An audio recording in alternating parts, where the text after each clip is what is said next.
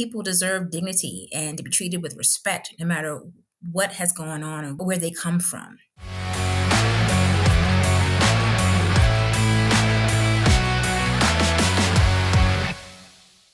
Hello, and welcome to the Mindset and Self-Mastery Show. I'm your host, Nick McGowan. Today on the show, we have Tashun Bowden Lewis. Tashun, how are you doing today? I'm well. How are you, Nick? I'm good. I'm excited for you to be here. I'm just going to get the cat out of the bag for you. This is your first podcast episode, and I know you're going to do great. And we've already talked. We've been working together for a little while now, and Yes. I'm really, really excited to get into your background because even doing the initial work with you, Yes. I've you your background. You and I have had conversations, and there's a lot of stuff that we're going to be able to get into that, truthfully, I think some people would have a really hard time wrapping their head around. Okay. And trying to move on from there. So why don't you get us started? Tell us what you do for a living and what's one thing most people don't know about you that's maybe a little odd or bizarre. Okay. So again, I'm Tashun Bowden Lewis, and I am currently the CEO and founder of the Bowden Lewis Consulting Group. And so I do consulting, criminal defense consulting, as well as leadership development, workshop facilitation. I also am a coach. I'm a certified personal and executive coach as well too. And that's what I do these days. That's where I am. And I'm so grateful that it is thriving. Actually, this month, October, will be a year that I've been a business owner. And I'm so proud of myself. So yes. Mm-hmm. As you should be. Now, what's that one thing most people don't know about you that's a little odd or bizarre? Okay. Well, back in the day, though I'm not that old right now, but back in the day when I was in high school, I played basketball among other sports. And so the coach had an actual play named after me. It was called Money. So whenever he yelled the money shot, money, that meant the ball goes to Tashun, and because I always got it in. I was that's something that most people don't know about me unless they went to high school with me. About me that money shot, that was Tashun. That was me. That's awesome. Yeah, most people don't get a shot named after them or play specifically for them. Yeah. Unless, like, obviously my brain goes to Kobe. Like the amount of people that are around our ages that would try to throw something out in the trash and yell Kobe. Yes. I still do it at times. Yes, yes, for sure. That's pretty cool. So you were in sports when you were in high school. I'm sure you were in sports before that and all. I was actually having a conversation with somebody yesterday where we were talking about sports and like, there are the four major sports here in the States, and then there are fringe sports and other stuff. And in the conversation, the guy was saying he did whatever throughout high school, or he was like field and track or whatever, and asked me, what did you play in high school? And I'd really thought about it in a while, but I stopped playing in high school because I didn't want to deal with the politics. Like I probably could have gotten into college playing baseball, but I didn't do it in high school. Because I didn't want to deal with the politics and all. Yeah. But you went through all that. You had a shot named after you, so well done on that one. And then you actually got into politics. So why don't you take us there? Like, what was the transition from being a high school athlete into where you were most recently, and then obviously into where you're at with your company? Sure. So I always wanted to be a public defender. So when I was 7, I don't know if you remember, there was a show on called Good Times back in the day. And the baby son, Michael, talked about being an attorney, want to be an attorney. And so I talked to my mom about that. I was like, what is an attorney really? And at 7, and then we talked about different kinds of attorneys and public defender. A person who assists those for criminal defense matters who are not able to afford to hire a private attorney. And I knew then at 7 years old, that's what I wanted to do. So that was my path, and I was focused on that. And I was very blessed to be able to achieve that. So started out in the late 90s as a per diem, making, I don't even know how much it was a day in the public defender's office. I am in Connecticut. And I moved up throughout the ranks. I was a public defender for almost 30 years. And so from a per diem all the way up to in 2022, I became the first Black chief public defender for the state of Connecticut. And of course, that's the pinnacle of my career. And so I was over the entire state about 40 some odd offices, over 435 employees. It includes attorneys, social workers, investigators, of course, support staff, clerical staff. And so it was, yeah, the pinnacle of my career. It was an amazing situation. And so that's how I really got into the whole political situation because of the position I was in. And, it's eye opening to be able to go in front of, um, the state at the Capitol and talk about criminal justice reform, or talk about trying to get more funds, or just whatever it may be to assist the citizens, the communities, the people that we service. And so it was a pleasure. It was different for me, writing legislation, talking with all the different legislators out there, and doing it. It was trial by fire because I had never done it before, but it was an amazing experience. So I became the chief public defender in 2022, and I was terminated in 2024. So in 2024, in June of 2024, and then I started my business October 2024, and here I am. Hmm. I find it interesting how that all makes sense, and I appreciate that. We can kind of consolidate almost decades pretty Yes, quickly. Like there's yes, a lot of times even history is like, well, in this history period of 700 years, this happened. You're like, what? If you think yeah, about how long a day feels sometimes, or yeah. how much stuff can happen over the course of a week, let's Hmm. actually break that down a little bit, because Sure. the fact that you knew you want to do something at 7 Yes, and continued on with it is huge. I know yes. people that wanted to be an astronaut, a dinosaur. They wanted to be, whatever at 7. Hmm. I think I wanted to be a rock star at 7. Yeah. So there are things that you get into, and then you kind of move and you figure out whatever it is. But the fact that you figure that out at 7 and then you work through it. I've never Yeah. been to college, and I certainly never went to law school or anything Mhm. like that. Yeah. But how did that actually shape you Yeah. getting into the position that you're in? Because, and that's a major thing we're going to touch on. I mean, that was a short period of time, but I know there was some craziness that happened within that. But Mhm. what happened over the course of your, I guess, defendership of Yeah. like helping people and working with them that actually Mhm. led you to keep sticking with that? Because Mhm. from an outsider's perspective, Mhm. you're working with people that are in a really bad spot. Mhm. Some that might have put themselves in a really bad spot or made really bad decisions and choices to put themselves there. Others who didn't and just happened to be along for the ride That's or right. whatever. That's But right. how did that Mhm. not deter you from saying like, God, the whole population of humanity is absolute trash? And like, how did your heart continue to grow instead of harden? You know what I mean? Right. Well, here in Connecticut, at least, the majority of people who are in the system, the criminal justice system, are Black and brown. And so, obviously, as a Black woman, it's important to be able to help, but it wasn't just those who look like me, because there are plenty of people, all different races and ethnic backgrounds, who happen to come into the system, right? And so it was my it was my background, really. I was raised by my mother, and my grandmother, and those two women were my backbone, and everything was about education, everything was about service, helping other people. So it was a natural situation for me to really want to be a public defender. When I found out what it was and what it meant, it was like a perfect match.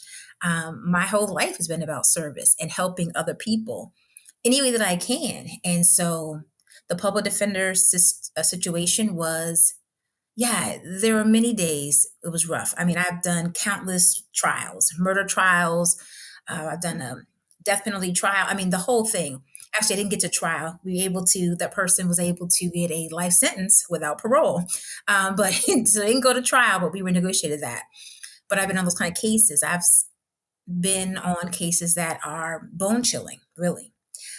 But everyone, no matter what you are accused of doing, who you are, what you look like, where you came from, everyone deserves to be represented and to have a fair process. Due process is what it is. And everyone has to have that insurance of that, no matter what happens, the outcome of the situation, that you have someone standing by you who's going to help you to make sure that everything is done correctly and right and in a fair and reasonable manner. And that's the whole has been the whole pull for me for public defenders. We're supposed to help to make sure that the process itself is done correctly. We can't guarantee outcomes. I mean, we want to, but Yeah. we can't do that.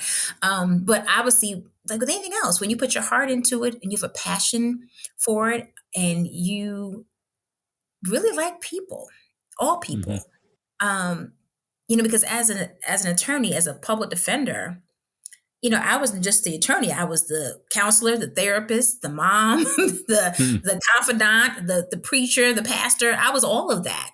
Some people have never had anybody just to listen to them talk about their story, what happened, why. And that is that backstory, those gray areas, I like to say, that make people human. And as a criminal defense attorney, as a public defender, you're there to be able to champion that story, whether or not, okay, again, the person has done something wrong, because yes, the majority of the clients have done something, may not be what they're charged with, but something has been done that has not, that's not following the law. But again, it doesn't mean the person is supposed to get the maximum penalty. There's mitigation that happens, right? And as a public defender, as a criminal defense attorney, I'm here to bring that out so that you get the total picture, not just the caption of what may have happened that day, that time. And so that's what kept me going. A human connection. People deserve dignity and to be treated with respect, no matter what has gone on and where they come from. And that's what I loved. Yeah, that's at the base level, just human rights. Like everybody Yes. deserves to live. They Yes. deserve to just be alive and do the Mhm. things. And the Yes. more that I learn about things like primarily systems, Yes. I can't not see them now. There are Hmm. systems everywhere. And even Yeah. to think like, I grew up in a spot. So my mom and dad weren't together. They had two different houses. I would go to my Hmm. dad's, I'd go to my mom's, etc. My Yeah. mom lived in a pretty poor area. My dad Hmm. lived in a, I don't know, upper middle class area. They weren't stupidly rich or anything, but Yeah. they had Hmm. money and they could Yeah. do things. My mom, on the other hand, didn't. And I Hmm. remember her saying things about people that were in the area that were honestly just straight up racist. Yeah. And I learned later that the system that she was in, where she grew up, and the time that she was in formed her to be that way. Yes. But then also just perpetuated, oh, well, I look down upon these people and or anybody that's slightly different, or even people that had more money or whatever. And I had always stood out to me that that's just not right. There's something wrong with that. Like, why would you just hate on somebody just because? Right. But there are systems in play that keep people down, keep people segregated, keep like fueling around in this bucket of Yes. mess. So I appreciate that your heart is there to be able to help and serve people. And Thank you. not everybody's built like that. There are people Right. that are like total service people. Like I've met people in life where they are bless them, because I can't as much as they do. Like I just can't. And I love people, but Mhm. some of them, like they will do anything and everything. And that's a beautiful piece, because those people are meant to be here, just like myself, just like you, just like everybody else. We're meant to be here, but there are biases that come into play. There are people that will frown Sure. upon them. Mhm. People, I'm sure, that probably just tried to slap them down as hard as they can because of Right. where they came from, how they looked, how they acted, or whatever. Mhm. So I want to tie this to kind of everybody in a way. There are Sure. people that go into a corporate office and think, I have this meeting this morning and oh my God, I hate whoever, or Yes. I don't want to deal with this, or I don't want to deal with that. Mhm. It can be hard if we don't know that that's there, if we don't know that we have biases or that we're Mhm. within a system, or even Yeah. people that don't understand that they're racist and they say things and it's like, yeah, what? Right. Mhm. So how Yeah. how do you help those people to understand like Mhm. how to be able to kind of step back from that and look Yeah. at the human as the human and understand that you're just working with another human? Because it Right. sounds like what you did was you were like, I know there's all this stuff. You did whatever these things are, but give me the Mhm. background. Give me the context. Who the right, hell are you? right, right. Honestly, every relationship is based on communication. So it's about having the honest, open communication and uncomfortable. That's now the cliche, uncomfortable conversations, but it's so true, right? You may be offended by what I say, or I may be offended by what you say, but I'm going to hear you out and please hear me out and understand that we have different prisons of knowledge. Just like you were saying, your background, your environment that you grew up in, even the one that you may live in now, it shapes your perspective. And so your perspective is going to be different from mine for a variety of reasons. And it doesn't matter necessarily that, you may make more money than I do or that you may look differently than me. If you are willing to listen to me and not just judge me based on what I look like or what you perceive my income to be, then we can move some mountains here. So it's about the Yeah. communication, and many people aren't really open to having a real conversation because that's, that the term is confirmation bias, right? Yep. Even with hit with the facts of what it is, they're still going to believe what they think to be true. And that's most people. They've given the facts, but doesn't matter. This is what I believe, and I'm not going to budge on it, and this is what it is. That Mm. breakdown right there is what keeps people stuck in these systems and keeps the systems thriving because nobody wants to think that they're actually wrong. Well, you can challenge some people, and I've talked about this on a couple episodes recently because it's come to mind more often. You can challenge people from one perspective, but really you might be challenging like five or six, Yeah. and that's too much for them to be able to handle at that point. Like religious, some people are really religious. Yeah. I don't consider myself to be religious at all, but I'm very faith driven Yes. and believe in God. I also don't Hmm. believe he's some bearded dude on a chair somewhere. Like, that just doesn't make any sense. Hmm. But Hmm. there are people that, and that's an easy thing to use. And I'm not trying to stab at those people at all. Nothing like that. But it's just to say, like, if you challenge one thing, you then are actually challenging several others. And that can be a lot for people to handle. It sounds like you're pretty good at being able to say, I'm taking the information in and not judging it, but Hmm. assessing it. So Yeah. how do you actually do that? Because that is a skill set that I think people want to have, but it's really difficult in those moments because the biases come up, the judgments come up. They think I know better because whatever reason. Right. And like money Yeah. doesn't matter. I don't give a shit Yeah. if you make billions of dollars or you make no money at all. Do you Yeah. treat people well? I mean, take Elon Musk as an example. He, he has the most money in the entire world. Like, just chip Yeah. it off and help people, I'm Yeah. not trying to go down that path. Sorry. No, no, it's okay. But I think to answer your question, it's because I know who I am. And see, that's the Mm, thing. So many people just, they don't know who they are. They could be 65 and not know who they really are at the core. They know what society imposes upon them to be, whether it be professionally, personally, relationally. But for me, I know who I am. I love who I am. I'm proud of who I am. And so, and I'm not going to back down off of that. You know what I mean? yeah. I just, I can listen to you. I may not agree with you, but I'm at least listen to you. You know what I mean? But I'm also going to tell you what I think.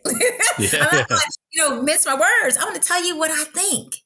And if you don't understand, if you don't, get it, then I will break it down for you. If you still don't agree, that's cool. I'm fine with that.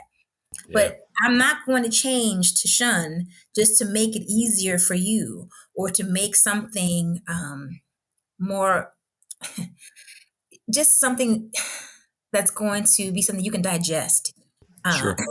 without having to stop and say, you know what? Let me just take this in. Because, people aren't active listeners anymore. They just want to get No. their point across. That's it. I got to get what I got to say in. And the art is listening, waiting until the pause to say, okay, well, this is what I think. And I just, again, I know who I am and I know that what I have to say has value to it. It means something. So I'm going to let you know, no matter who you are. I think You that's a little laugh. bit of your Northeast showing. I'm from Philly, so like we're gonna tell you what we Yeah, think. You're yeah, gonna accept it or you're not. yeah. We're still And gonna let you know. But I yes. think an important thing you pointed out that you said just really easily because it's part of who you are. Mhm. You are who you are, Yeah. and you are going to listen. Hmm. I think that's important because Yeah. people will say, well, these are my beliefs. This is what I stand for. Yeah. And they'll come attacking people Right. instead of saying, I'm confident in myself, Hmm. at least with the information I have right now. And Right. then to have a conversation instead of saying, I believe these things. Mhm. Nothing else can get into my head. Right. And if you don't believe them, you are completely against me. Right. Right. That takes Exactly. some of those older books. I'm trying to get away from religion, out of context.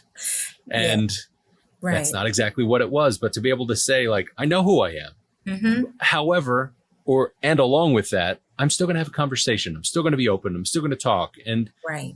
like agree to disagree in certain ways. That's right. There are certain things that I don't think we can really agree to disagree on, like Hmm. basic human rights. Like, Right. come on Hmm. now. If you think people are less than you, we Yes. can't really go any further than that. We have That's to start there. right. Hmm. Um, so Hmm. you went through everything you went through with Hmm. working through all these cases. Yes. Hmm. The nerd in me wants to know about the bone chilling cases because I like that sort of stuff and like that's the Yeah. real life shit. But you got into a spot where your leadership overseeing an entire state, Yeah. and not too long after that, you were let go because something had happened. Do you want to Hmm. dig into that a bit? Well, I can't dig too far because it's still in litigation. Sure. You know what I mean? So I can't go too far into it, but just basically, because I mean, obviously, there's things in the papers, things like that. You could Google online, kind of stuff. But yeah, I was determined from the beginning because I was a public defender for so many years. So I knew where there were gaps. I knew where there were deficiencies. I knew where there were things that needed to be changed. Like, typically someone who's going to come into a new position is going to give it a year to observe and, kind of see what's going on. Well, because I've been in it for so long, I didn't have to wait a year to observe to see anything. I knew what was happening. I was in the field, in the trenches. So, and what my vision was relayed at the interview process, like what I wanted to do, how I wanted to do it. I mean, not every single thing, but most of that was already, sketched out. This is who I am, this is what I want to do. And so trying to implement those things became challenging. And and that's where there was friction because I'm trying to do my job, right? It's very clear. Connecticut has state statutes that lay out my job description. You can look it up. What does the chief public defender do? What are my responsibilities? And I was trying to do that, and when there are things that get in the way of that, again, because I know who I am, I can read, and because I am at the core, I'm a fighter. I'm going to fight for what's right. And I've done that all these years for other people as a public defender, as their attorney. So, of course, I'm going to do it for myself. I mean, I'm going Sure. to fight for me. I'm going to fight for my ability to do what I know how to do because Yeah. nothing has been given to me. I earned everything, every single thing. And so, yeah, I'm going to fight for myself and for what's right. Yeah. And I know we can't get in details and all of that. I think what you talked about was that's critical. Like you, Hmm. again, you know yourself and you're fighting for the things that are right. Yeah. And maybe at some point down the road, and I'm sure some point down the road, you can actually get into more details of things. Hmm. But Hmm. I think it's important because you went through all of that. But then Hmm. once it was done, you didn't put your tail between your legs. You said, well, I'm here to help people. And then Yes. started your company. So now you're working with Yes. people from a personal Yes. perspective, leadership perspective, executive Yeah. perspective. Hmm. And in just a short little bit here, what do you do with those people and how do you help them based on the experience you've had? Well, there's nothing more exciting than being with someone who has lived experience, who understands the pressures of being an exec, a supervisor, the head, a manager. who also understands the power of the pivot. Now, mine was a forced pivot, and I would hope for everybody else it's a soft one, a chosen one. But you know what? The power of the pivot, being able to be resilient, being able to rebound, pivot, and still have your values intact. When I work with people, that's what it's about. Transitions, understanding who you are. And when you have a transition, whether it's forced or whether it's something that you're doing on your own, you can do it. I'm here to help empower people, to let them know that you can do it your way. You can do it your way and still come out and thrive.